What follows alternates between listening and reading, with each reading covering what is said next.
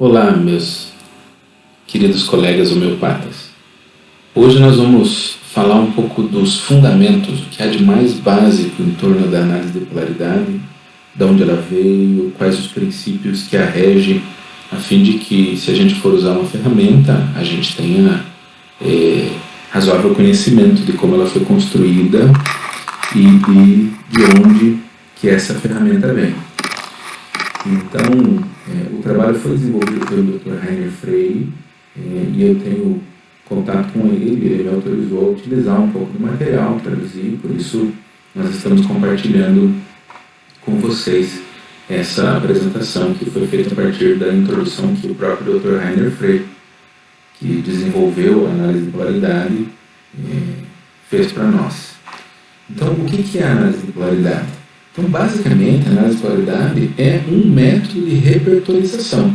Então, a gente tem o método de Kent, o método de Bellinghausen, basicamente como os dois grandes métodos de repertorização, e a análise de polaridade é um passo seguinte no método de Bellinghausen, é trabalhar com o método de Bellinghausen e acrescentar algumas coisas a ele. Então, é baseado no Therapeutic Pocket Book do Bellinghausen de 1846. Eu falei com o Dr. Heiner Frey se não cabia atualizar, ele disse que nunca conseguiu fazer uma atualização sobre o Therapeutic Pocket Book que melhorasse os resultados dele. Então, pela simplicidade e pela confiabilidade dos sintomas, ele mantém o uso do Pocket Book.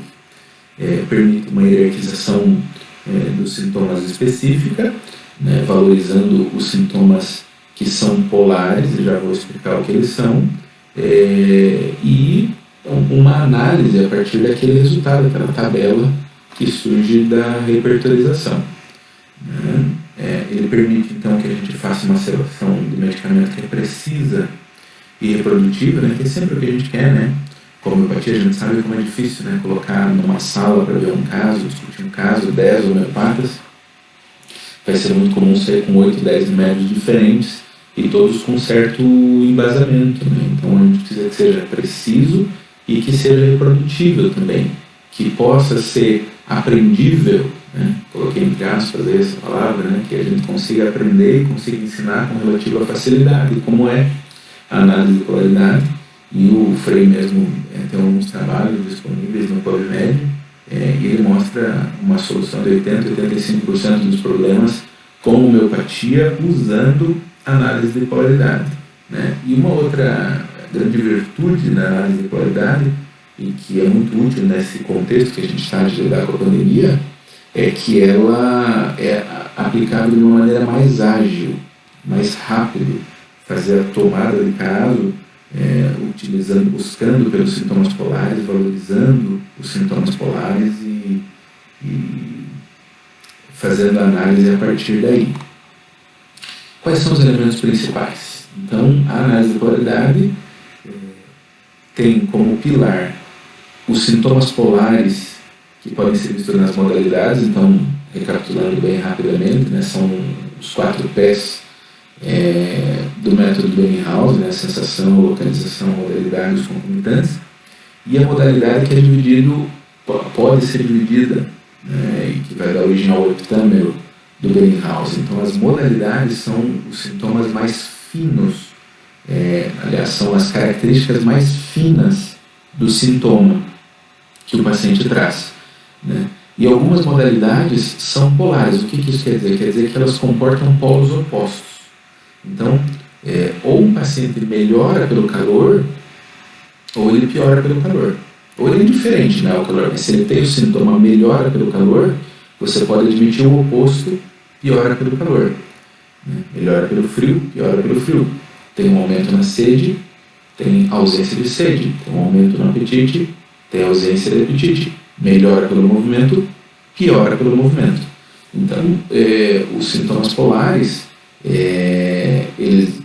a gente usa eles corriqueiramente, mas eles têm alto valor hierárquico no método do Bellinghausen e especialmente valorizados na análise de polaridade.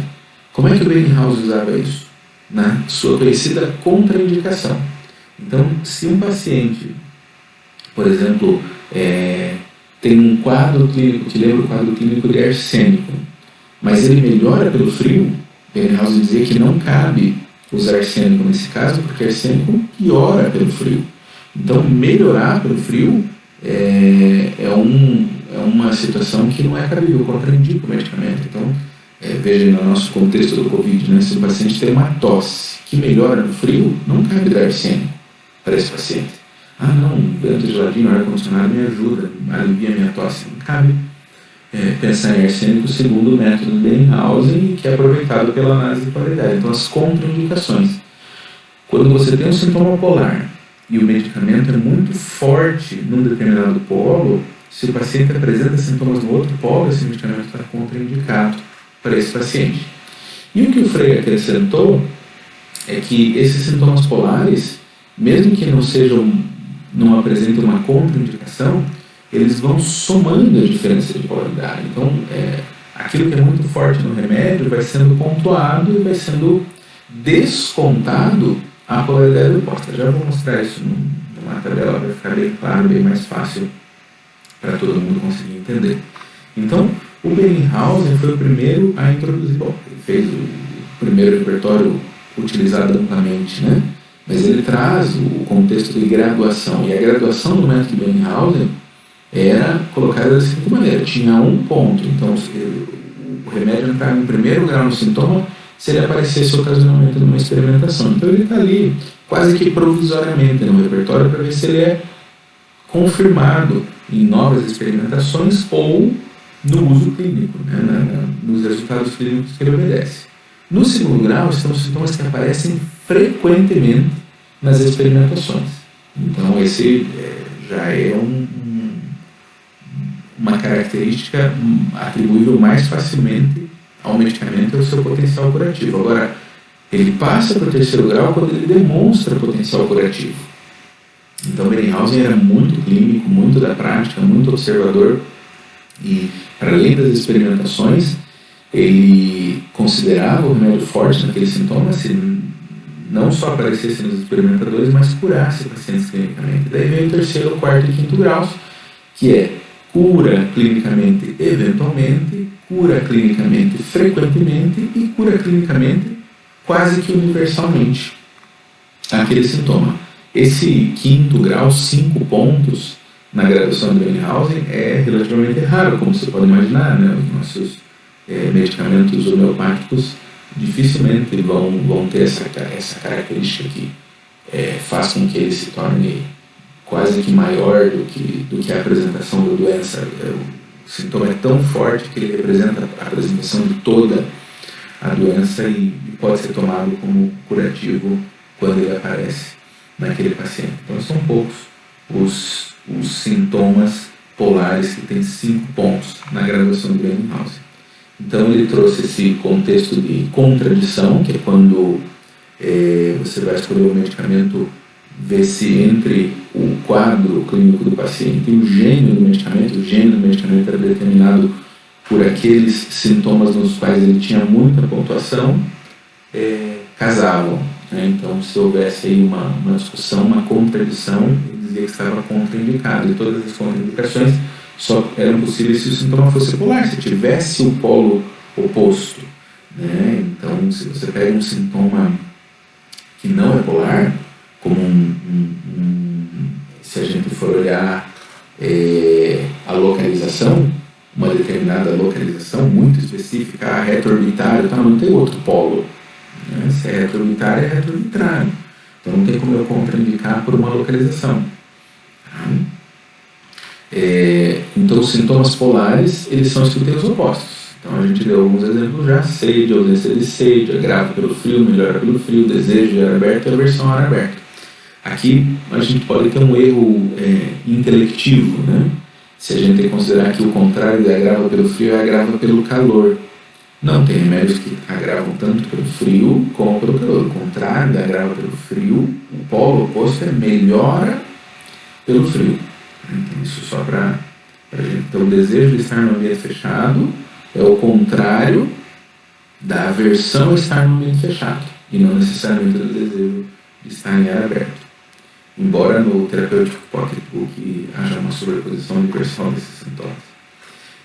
Então tem 354 sintomas polares no terapêutico pocketbook.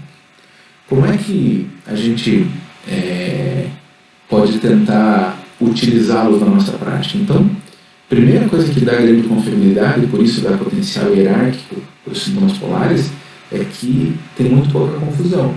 Né? Dificilmente o paciente vai dizer que melhora no calor se ele piora no calor. Então, o sintoma polar, o polo oposto, é muito confiável nesses casos.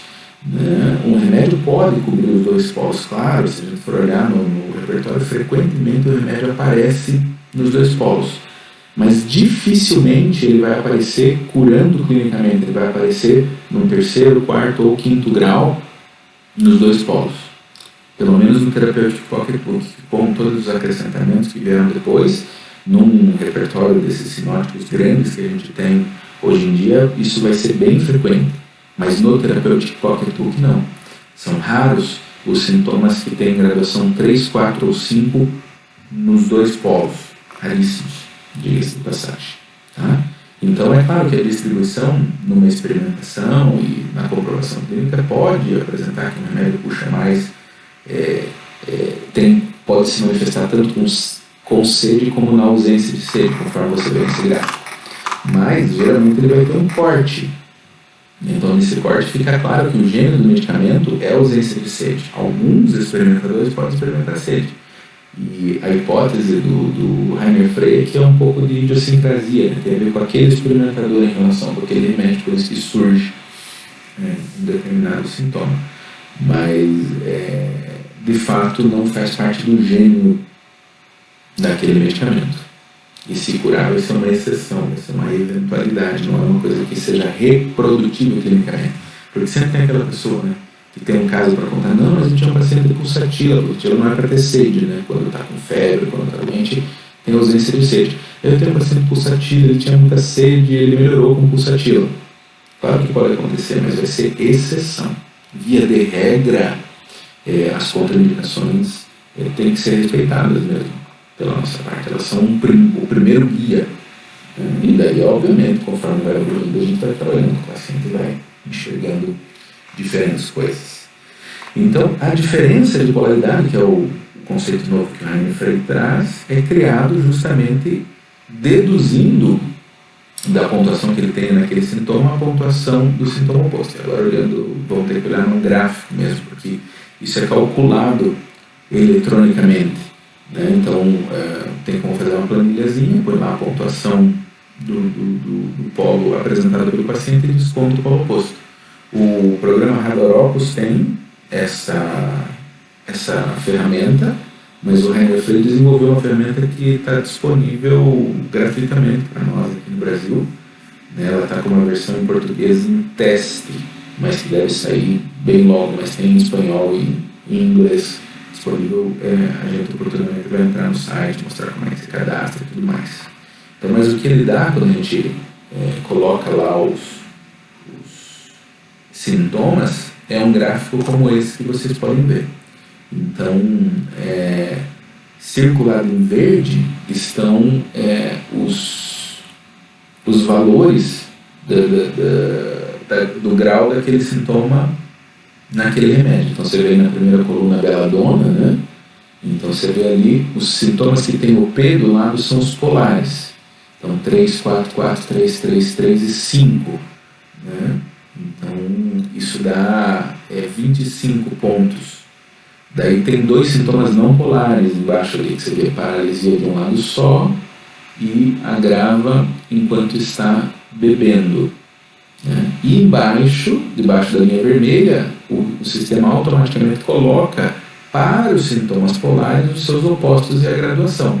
Então, você vê ali em vermelho, 1, 2, 3 e 1 são no oposto. Então, essa coluna está em branco para a beladona porque ela não tem nenhuma contraindicação. Do lado, Inácia está em cinza porque tem uma contraindicação. E, ele deveria melhorar fechando os olhos, mas nesse paciente ele piora fechando os olhos, né? Que é aquela característica de Inácia, né? Que fecha os olhos e tal, para poder suportar todo o sofrimento que ele sente, se sente melhor quando ele está de olhinho fechado, suspiroso, coisas assim.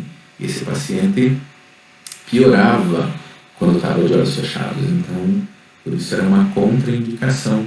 Nesse caso, aí nasce o fósforo ali, ó, que seria o próximo, também está contraindicado, porque o paciente melhorava com o toque, aliás, piorava com o toque, e fósforo melhora com o toque. Né? Fósforo gosta de ser tocado, fósforo tem toda essa coisa de mesmerização, desejo de ser magnetizado, então, que a gente conhece muito bem. Então, você tem aí uma soma total de 31 pontos, que dá para ver então são 9 rubricas, cobre todas as 9, 31 pontos, e a diferença polar é 18, que tirou os 25 pontos dos sintomas polares, descontou os 7 pontos aqui do polo oposto. Então por isso deu essa diferença de polaridade. Então essa é a maneira de utilizar. Então a gente está aqui, esse que é no caso de paralisia facial, por exemplo, quer dizer que a gente vai usar a beladona? Não necessariamente, mas a repertorização traz para nós beladona em primeiro lugar. Por quê? Primeiro, porque ela não tem nenhuma contraindicação.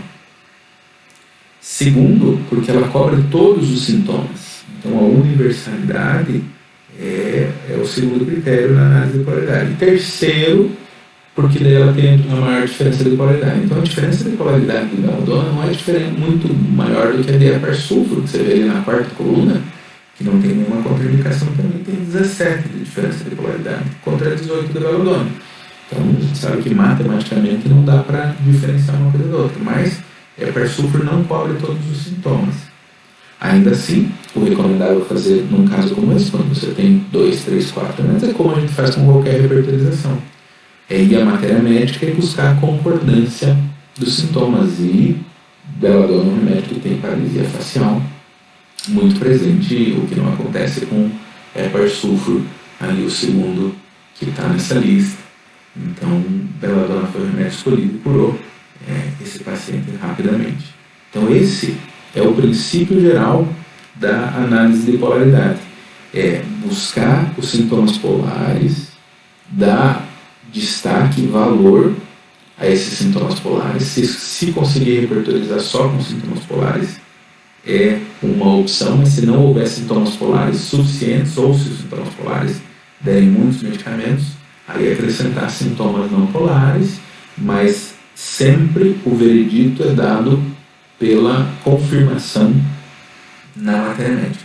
Nós vamos, aí em outros momentos, olhar alguns casos para a gente ver na prática como é que faz isso. Esse é o que corre, em geral, em torno da análise de polaridade. Nós vamos poder falar um pouco mais de quais sintomas polares são mais relevantes para o Covid num próximo encontro nosso.